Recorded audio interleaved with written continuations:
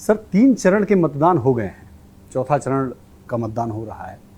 आपको अभी तक क्या एहसास है, भारतीय जनता पार्टी कहाँ किस पायदान में अपने आप को देखती है, और क्या आपको लगता है कि जो आपने लक्ष्य रखा है उसे अचीव करने की तरफ बढ़ रहे हैं? देखिए 3 चरण में हम 190 सीटें पार कर चुके हैं और मुझे पूरा विश्वास है कि चौथे चरण में हम सबसे बड़े बेनिफिशियरी होने वाले हैं और हम निश्चित रूप से 400 पार करेंगे और मोदी जी फिर से एक बार, तीसरी बार इस देश के प्रधानमंत्री बने। लेकिन विपक्ष भी सर यही बात कह रहा है कि जो 3 चरण के मतदान हुए और खासकर जो वोट परसेंटेज कम हुआ उसमें जो है उनको यह है कि विपक्ष को इसका फायदा मिल रहा है। देखिए पहले चरण में तो मैं भी थोड़ा सोचता था कि क्यों ऐसा हुआ, मगर हमारे कार्यकर्ताओं के साथ से फीडबैक लेने के लिए, और मैं स्वयं मेरे चुनाव में फीडबैक लिया, मेरा सीट का मतदान हो चुका है।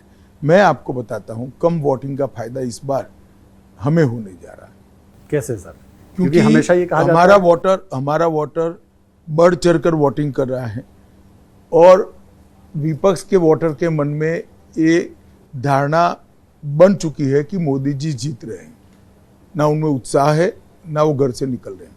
तो ये मोदी जी की लोकप्रियता है, विकास के काम हैं, या कमजोर विपक्ष है उसकी वजह से फायदा मिल रहा है? देखिए केवल और केवल पहली बार ऐसा है कि किसी सरकार की 10 साल के कामकाज के बाद एंटी इनकम्बेंसी फेस करने की जगह इसके कामकाज के आधार पर मजबूती के साथ, बड़ी बढ़त के साथ सरकार बनने जा रहे हैं। लेकिन आपको लगता नहीं कि कुछ जो चेहरे हैं, खासकर जिनको आपने टिकट दिया है, लोकल एंटी इनकम्बेंसी है उन पर ज्यादा? देखिए इसका भी एक हिस्सा होता है, इसको इग्नोर नहीं कर सकते, परंतु ज्यादातर लोगों को मालूम है और वोटिंग मोदी जी को प्रधानमंत्री बनाने के लिए हो रही है।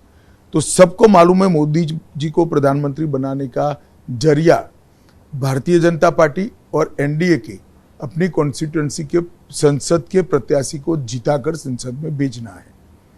तो देश की जनता मोदी जी को प्रधानमंत्री बनाने के लिए वोट कर रही है और इसके कारण जो छोटी मोटी एंटी इनकम्बेंसी होगी भी, मैं नहीं मानता वो मैटर करेगी, और हमने बहुत सारी जगह पर एंटी इनकम्बेंसी को एड्रेस भी किया है। लेकिन विपक्ष का कहना है सर कि एंटी इनकम्बेंसी सरकार की इतनी है कि सरकार के बड़े नेता, खासकर आप हो, प्रधानमंत्री नरेंद्र मोदी हो, ये लोग हिंदू मुस्लिम की बात करने लग गए हैं क्योंकि उस एंटी इनकम्बेंसी को हिंदू मुस्लिम के एजेंडे से रिजॉल्व किया जाए।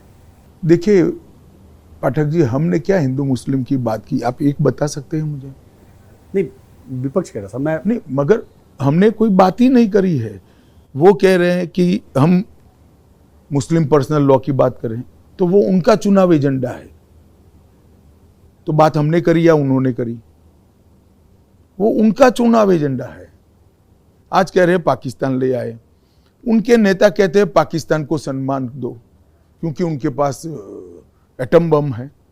पाक ऑक्यूपाई कश्मीर की बात मत करो। मणिशंकर है यार, फारूक अब्दुल्ला कहते पाक ऑक्यूपाई कश्मीर न मांगिए, उनके पास एटम बम है।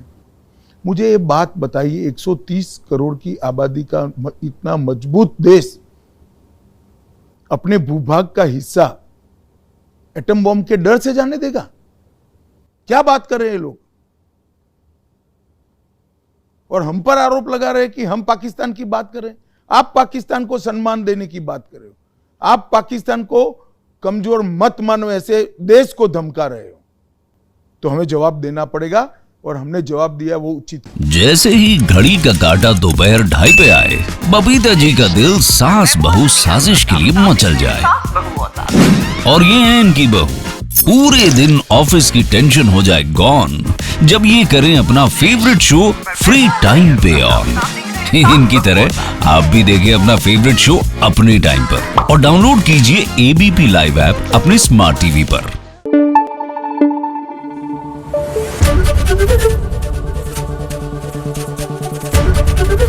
एबीपी न्यूज आपको रखे आगे।